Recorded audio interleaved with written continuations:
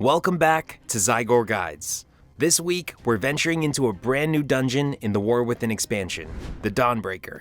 This dungeon is truly unique, featuring plenty of skywriting, and it's centered around a massive warship that gives the dungeon its name. You'll be facing 3 bosses and 3 mini-bosses as you fly between the ship and the town below. But before we dive into action, let's talk about how to set up your party for a successful run.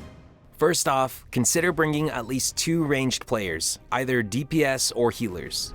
This will make handling and baiting specific mechanics much smoother throughout the dungeon. If your group is too melee heavy, things can get a bit chaotic quickly, and unfamiliar groups might run into trouble. Secondly, think about the damage profile of your composition.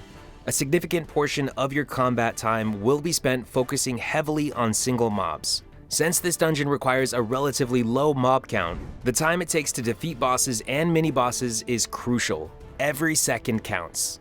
So, with those tips in mind, let's set sail and embark on our guide for the Dawnbreaker. Right at the start, you'll encounter a pull consisting of 3 mob types. First up are 3 Nightfall Curse Blades, which ramp up pressure on the tank with their Dark Blade ability. You'll also face 2 Nightfall Shadow Mages casting Nightbolt and Ensnaring Shadows. Both are interruptible. These spells deal upfront damage, with Ensnaring Shadows leaving a damage over time and slowing movement. The main mob to focus on is the Nightfall Ritualist. They have 2 abilities: Tormenting Ray, which channels continuous damage onto 2 party members, and Stygian Seed, a debuff that deals damage over 6 seconds and explodes in an AoE at the end when dispelled. After handling the first group, it's time to board the Dawnbreaker. Once all players are aboard, the ship will depart. Immediately, you'll face a pull of 3 mobs: a Nightfall Curse Blade, a Shadow Mage, and a Commander. The Commander is the priority here. He hits hard with Tainted Slash, dealing heavy physical damage and leaving a bleed effect. He also casts Abyssal Howl, which must be interrupted. If not, he'll shield himself and deal AoE damage to the group. Shortly after, 2 more Curse Blades and a Ritualist will join the fight. Pull them in when you're ready. Stay spread out and keep those interrupts going to bring this group down efficiently.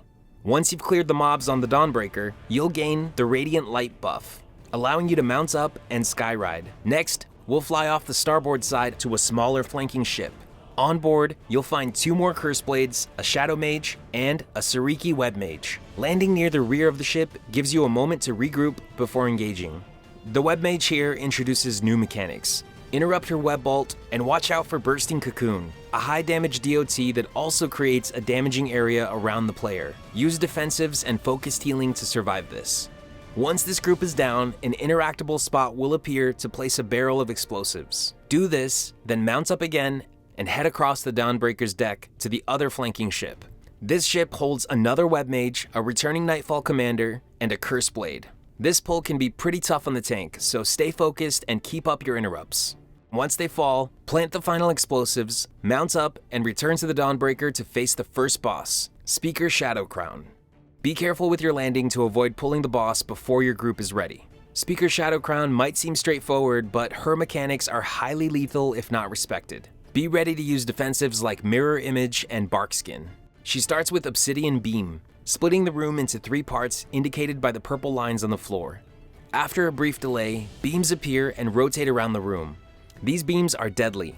If you survive contact, you'll be left with a nasty damage over time that requires immediate attention. The beams can rotate either direction, so quickly identify which way they're moving and position yourself accordingly. She also uses Collapsing Darkness, targeting 2 ranged players when possible. This ability creates growing zones that deal massive damage. Placement is crucial here. If these zones overlap with areas you need to dodge Obsidian Beam, you could be in big trouble, so be prepared to move instantly when targeted. Tanks can sometimes help by adjusting the boss's position, but timings don't always allow for it. Ranged players bear significant responsibility for the proper placement. At 50% health, she'll cast Darkness Comes. Your party gains the ability to mount up, and you must leave the Dawnbreaker using your Skyrider. Collect at least 1 orb circling around, and wait for her to finish this cast. She's immune to damage during this phase. Keep a safe distance from the visual effects, and be ready to land quickly to resume the fight. Upon landing, be prepared for an immediate Collapsing Darkness. Try to land in a good position to handle this mechanic swiftly. Lastly, she casts Burning Shadows, a 15-second magic debuff that deals damage and slows a player. Healers should dispel this promptly. When dispelled, it applies a healing absorb to everyone except the tank. Be ready to heal through this to prevent complications during other mechanics, especially before darkness comes. At 0% health, the boss uses Darkness Comes one last time, forcing you to leave the ship.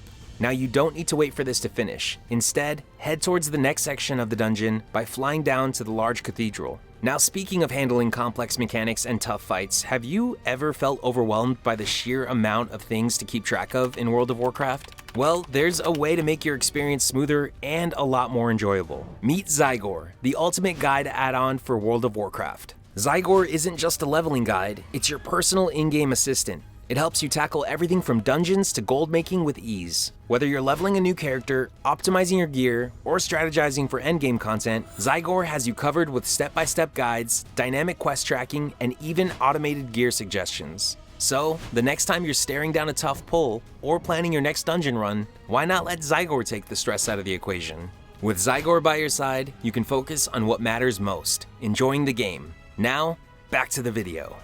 We head up towards the chapel and land just north of it, up some stairs in a safe spot where no mobs spawn. This is a great place to set up for the next pull. First up are two Nightfall tacticians who put significant pressure on the tank. They can't be crowd controlled, but when they enrage with Tactician's Rage, they slow themselves, making them easier to kite. Watch out for their Black Edge frontal attack, which the tank should aim away from the group. Up the stairs, there's also a Nightfall Darkcaster, a Shadow Walker, and a Manifested Shadow. The Darkcaster has two spells to interrupt: Tormenting Beam, which channels damage onto a player, and Umbral Barrier, which shields the pack. The Shadow Walker can dish out some pretty heavy damage to the tank with Umbral Rush. The Manifested Shadow drops swirlies to dodge with Black Hail, and deals unavoidable group damage with Dark Flows. It also applies a damage over time called Abyssal Rot.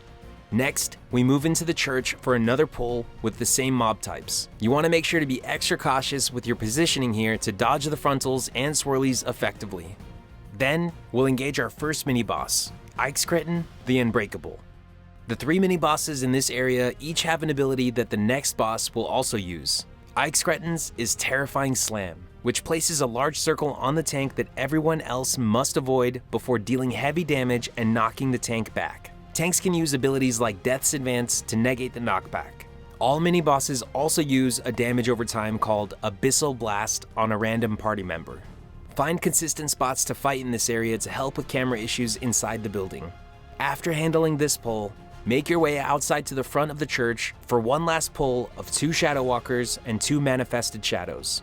Then, we'll fly off to our next mini-boss down the road at a small house. Here, we'll find Ascendant Viscotria and two tacticians on the raised area of the house. Viscotria uses Shadow Decay, causing heavy pulsing group damage, a mechanic shared with the next boss, and Abyssal Blast. Help your healer by using defensives here and avoid frontals. Once they're down, mount up and move on to the last mini-boss in the area. Fly around to the south side of town and land in the street to pull Death Screamer Ikentak, as well as some familiar mobs. Ikentak's shared ability is Dark Orb, which targets a player with a blue arrow. After a brief aiming period, the orb locks on and flies in a straight line. You should begin to dodge as it starts moving and aim down the street towards the edge of the map. If it doesn't reach max range, it deals increased damage upon exploding, which can be lethal. Make sure to always aim it where it won't collide with anything. Mind the Sariki Militant patrol to the south. If you have time, feel free to pull it to give yourself more room. Next, we'll grab several Shadow Stalkers and Darkcasters between us and the boss. These mobs don't introduce anything new. Just keep up your interrupts and crowd controls. If you don't have a Death Knight for grips, pull them sequentially to keep things manageable. Now we have some room to face the second boss, Anubikaj. As mentioned earlier, Anubikaj will use an ability from each of the mini-bosses you've just faced, plus a unique ability. The most important mechanic is Dark Orb. Continue to aim it down the street just like before. Shadow Decay follows shortly after, so be ready to use defensives as the orb explodes. The tank will continue to handle the Terrifying Slam, letting other people move out of it and readjusting after. The boss's unique ability is Animate Shadows. A player will be targeted, and ads will begin to spawn from them.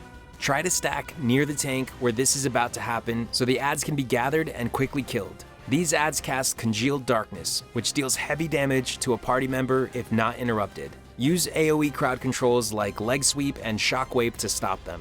Be mindful of large damage overlaps and don't let the adds get out of control. Stay focused and a new Bicage will fall, allowing you to head back up to the Dawnbreaker. As you approach the ship, be careful not to land too close to the Nightfall Dark Architect, another mini-boss waiting on deck.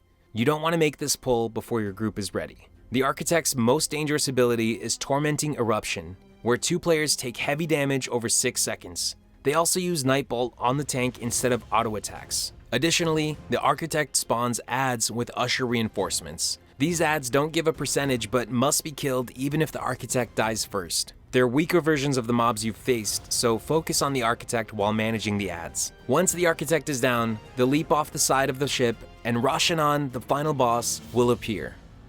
Rashanan is an immobile boss with mechanics that revolve around movement. The fight has 2 phases, with the first phase ending after you've thrown 6 explosive kegs that spawn throughout the fight into the boss. These kegs spawn in sets of 3, and if not thrown in time, they explode, applying a lethal damage over time to the party. The boss also uses Rolling Acid, marking a player with a green arrow and a line. After a brief delay, a large green wave rolls out, stunning and damaging anyone it hits. It also pushes players along its path, so dodge accordingly. Throughout the fight, Erosive Spray applies a heavy damage over time to the group. The damage ramps up and can be lethal, so healers need to stay on top of it. Another mechanic is Expel Webs. Lines of swirlies emanate from Rashanan aimed at players. Dodge these to avoid being webbed and taking heavy damage. After throwing 6 kegs into Rashanan, an intermission begins. You'll gain Radiant Light and can mount up. While you're technically supposed to chase Rashanan, you can fly ahead to the end and wait for the sequence to finish. Phase 2 is similar to Phase 1, but introduces Spinneret's Strands. 2 players are tangled with large circles that cover an area in webbing. The targeted players take significant damage and are tethered to the center of the web. When they leave, the tether snaps, dealing damage to the group. Use defensives and move away carefully to minimize group damage. The Rolling Acid Wave now also clears any webbings it contacts. You'll need to use this to clear space to fight Rashanan. Avoid the webbing, manage your space, and keep up the damage. Once Rashanan drops below 60% health, the fight ends. You'll have to venture into the raid, Narubar Palace, to finish him off. And with that said, that wraps up our guide for the Dawnbreaker. If you found this guide helpful, don't forget to like the video and subscribe to the channel for more dungeon and raid guides. Got a strategy of your own or questions about the dungeon? Drop a comment down below. We'd love to hear from you. Thanks for watching, and as always, keep leveling up, and we'll see you in the next video. Happy adventuring!